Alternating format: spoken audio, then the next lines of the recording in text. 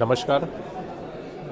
છેલ્લા 24થી 28 કલાકમાં હવામાન વિભાગની આગાહી મુજબ બનાસકાંઠા જિલ્લામાં ભારે વરસાદ પડેલો છે.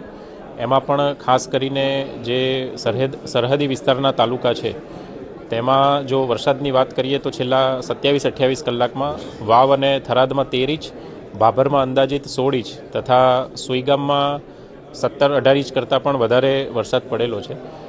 વરસાદની આગાહીને ધ્યાનમાં રાખીને આજે તમામ જે જિલ્લાની શાળાઓ, આંગણવાડીઓ તથા તમામ શૈક્ષણિક સંસ્થાઓને બંધ રાખવા માટેની સૂચના આપવામાં આવેલ છે. આ ઉપરાંત હાલમાં 500 જેટલા લોકોનું સ્થળાંતર પણ કરવામાં આવેલું છે. વરસાદની પરિસ્થિતિ ધ્યાનમાં રાખીએ તો જે પ્રભાવગ્રસ્ત તાલુકા છે વાવ, થરાદ, ભાભર અને સુઈગામ, એમાંથી 12 જેટલા ગામો હાલમાં સંપર્ક વિહોણા છે.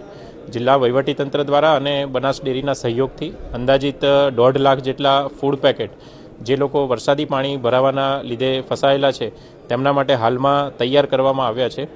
ખૂબ ભારે પવન સાથે વરસાદ પડેલ હોવાથી 258 જેટલા વીજળીના થાંભલાઓને પણ નુકસાન થયું છે અને હાલમાં 279 જેટલા ગામડાઓ છે તેમાં વીજળી નથી. જે વીજળી મરમ્મત કરી અને પાછા લાવવા માટે તમામ ટીમોને સૂચના આપવામાં આવી છે.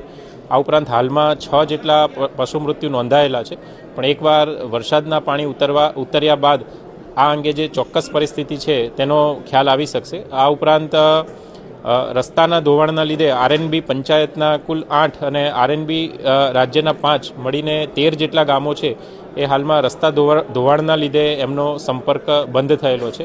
હાલમાં જિલ્લા કક્ષાના તમામ અધિકારીઓ, એસપી શ્રી, ડીડીઓ શ્રીની હાજરીમાં અહીંયા થરાદ ખાતે મિટિંગ રાખવામાં આવી છે અને તમામ જે વિભાગો છે, RNB state, RNB panchayat, CDHO, ખેતીવાડી, એનિમલ હસબન્ડરી, તમામ પ્રાંત મામલતદાર, ટીડીઓ તમામને એલર્ટ માટે જે ફસાયેલા લોકો છે તેમના તાત્કાલિક રેસ્ક્યુ કરવા માટેની પણ અહીંયા સૂચના આપવામાં આવેલી છે.